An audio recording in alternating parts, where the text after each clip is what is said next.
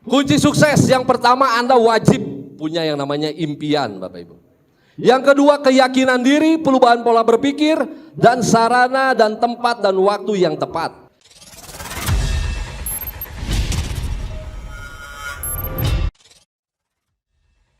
Yang pertama adalah kunci sukses yang harus kita miliki adalah impian, Bapak Ibu. Kenapa kita harus punya impian? Di dalam proses menggapai sebuah tujuan, kita harus tetapkan sebuah impian, Bapak Ibu. Impian itu ibaratnya batas akhir apa sih yang mau kita tuju gitu.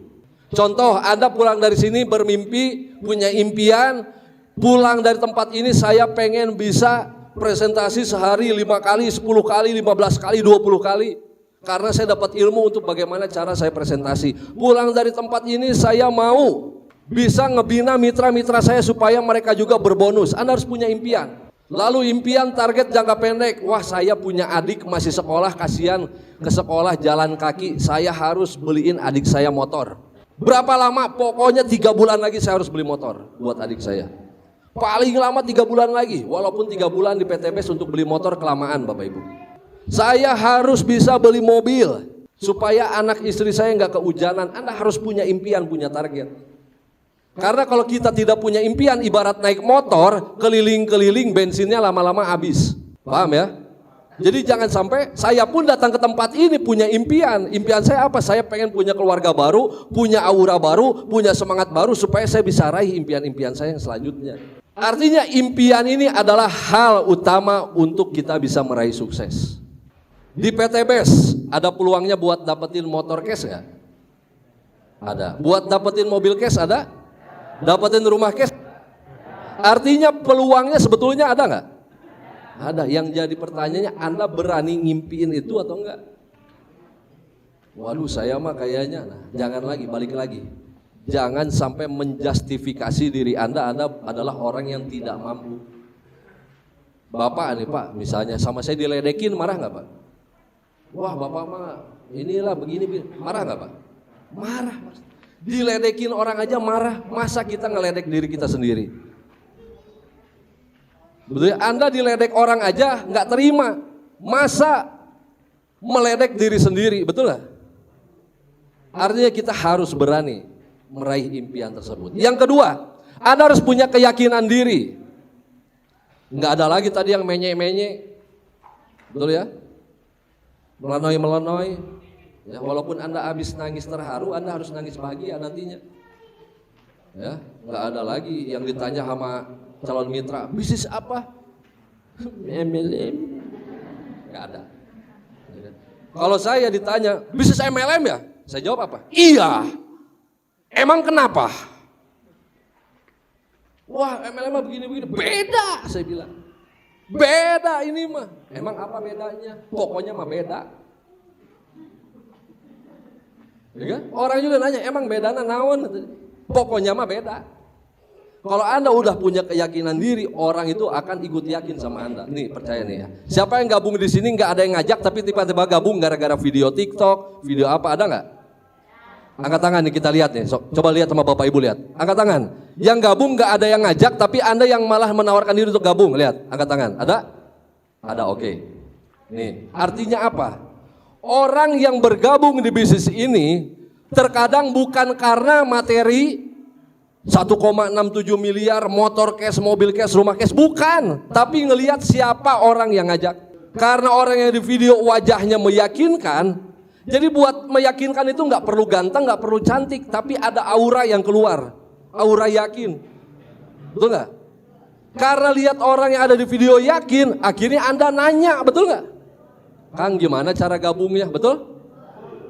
Ataupun Anda yang ada yang ngajak nih, siapa yang gabung di bisnis ini ada yang ngajak, ada yang ngajakin, benar? Ayo saya ada bisnis bagus nih, gitu. Siapa ada? Boleh angkat tangan, diajak ya. Siapa yang ngajak?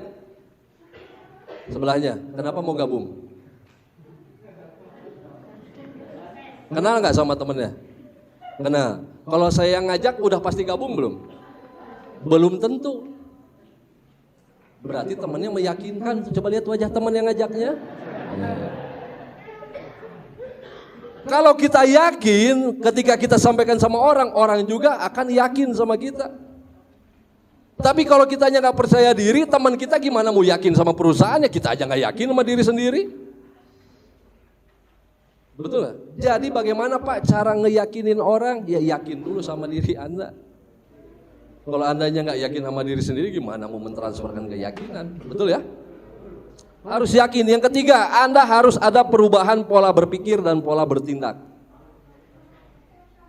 Pola berpikir, pola bertindaknya harus berubah. Kalau kita lakukan hal yang sama seperti yang mentor-mentor kita lakukan, maka kita akan dapatkan hal yang sama seperti apa yang mentor kita dapatkan.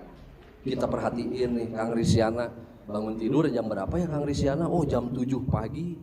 Habis itu ngapain? Oh bikin konten. Oh ngontakin mitra-mitra. Oh ngontakin teman-temannya.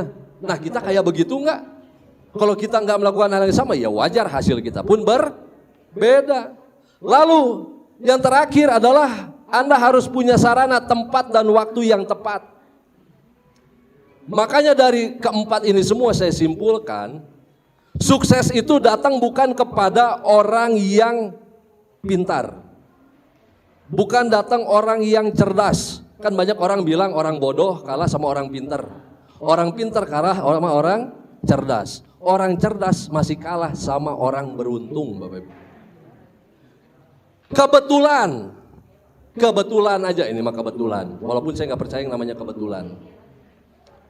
2 minggu yang lalu saya baru pulang dari Cina, Bapak Ibu. Jadi kebetulan saya punya hobi saya jalan-jalan. Jadi kan ada pepatah mengatakan belajarlah sampai ke negeri Cina. Nah, saya ke Cina. Ngapain belajar? Saya liatin orang-orang di sana. Gila saya bilang. Pantesan ini negara super duper maju. Kalau saya boleh cerita sama Bapak Ibu, saya ada nginep di salah satu hotel di sana.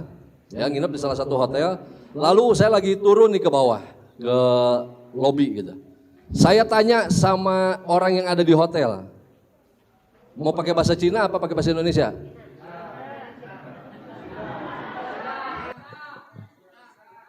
Pakai bahasa Indonesia ya. Soalnya saya nggak bisa bahasa Cina. Bu, saya bilang. Saya mau ke tempat anu. Saya mau ke Bayun, saya bilang. Saya harus pakai apa? Oh Pak, Bapak mau ke Bayun? Sini Pak, duduk dulu. Suruh duduk. Bapak mau ke Bayun mau beli apa? Saya pengen shopping ini. Oh gitu. Ya udah Bapak duduk di sini, saya teleponin teman saya. Biar teman saya nganterin Bapak. Oh nggak usah repot-repot, nggak apa-apa Pak. Saya teleponin teman saya, telepon temannya. Nih hauman yang cuma nggak ngerti saya. Tiba-tiba dikasihin ke teleponnya ke saya ya. Hai, ya, saya bilang gitu doang ya. Bisanya gitu doang saya. Habis itu ditanyain lagi, Bapak mau ke Bayun pakai apa? Bagusnya pakai apa? Udah Pak, saya cariin mobil aja. Bapak tunggu sini, mobilnya nanti datang. Oh, tapi nanti saya mau berangkatnya habis makan siang. Bapak mau makan apa? Yang bisa dimakan, saya bilang. Masa nggak bisa dimakan, ya kan? Yang bisa dimakan. Oh ya, ini ada resto di depan, dianterin ke restonya. Habis itu dia ambilin buku menu, dia kasihin ke saya. Silakan Pak pilih makanannya. Saya pilih makanannya. Saya mau ini. Dipanggilin waitersnya sama dia. Sini kata. Waitersnya datang, nyatetin makanan saya, diambil buku menunya, dia masih nunggu berdiri di sebelah saya. Bapak butuh apa lagi? Bapak mau kemana lagi? Bapak udah kesini belum? Di sini ada ini tempat hiburannya, di sini ada tempat ini tempat wisatanya. Besok rencananya kemana Pak? Oh belum ada rencana. Sampai akhirnya makanannya datang, Pak saya pamit dulu, kalau butuh apa-apa panggil saya lagi, kata dia. Pergi. Beres saya makan, akhirnya saya ke resepsionis, nanya itu siapa? Ternyata itu manajer hotelnya. Saya bilang, gila sekelas manajer hotel ngelayanin pertanyaan cuman gara-gara saya mau ke sini kemana. Di situ saya belajar luar biasa manusia di sini. Saya bilang, melayani dari A sampai Z, walaupun nggak dapat duit dia, betul nggak? Nggak dapat duit tuh orang, nggak saya bayar, nggak saya kasih tipping. Artinya saya bilang, wah ini kalau saya terapin ke mitra-mitra, saya terapin ke diri saya buat servis mitra-mitra saya, ini pasti meledak ini jaringan. Dia tidak berpikir bisa dapat apa dulu, tapi berpikir bekerja dulu. Lalu saya akhirnya ada main lagi ke salah satu distrik, ketemu sama orang yang suka nawar-nawarin barang. Kalau bahasa kita mah calo, betul ya? Ya, tapi mereka tidak menyebut nama dia calo karena pakai bahasa Cina, nggak tahu apa tuh namanya. Makelar dia. Nawarin saya, akhirnya saya beli barang, di situ beli barang. Otomatis dia harusnya dapat komisi kan dari pedagangnya. Ada satu hari besoknya ketemu lagi itu hujan. Jadi di Guangzhou kemarin di Cina itu hari Senin panas, hari Selasa tiba-tiba hujan, hari Rabu dingin banget, hari Kamisnya beda. Jadi 10 hari di sana cuacanya beda-beda. Ketemu di hujan. Nah pas hujan ditanya mau kemana, mau pulang ke hotel. Ya udah ayo saya anterin kata dia. Dianterin saya sampai hotel, nggak bayar Bapak Ibu. Habis itu saya ketemu hari batuk sama sakit kepala gara-gara dingin banget, setelannya pakai kaos, salah kostum misalnya. Jadi anginnya ke kepala, pusing sakit kepala gitu. Saya bilang aduh saya batuk sama sakit kepala. Langsung apa yang dia tawarin, mau saya beliin obat enggak? Emang boleh? Boleh. Pergi dia beliin obat, balik lagi bawa obat, enggak dibayar juga Bapak Ibu.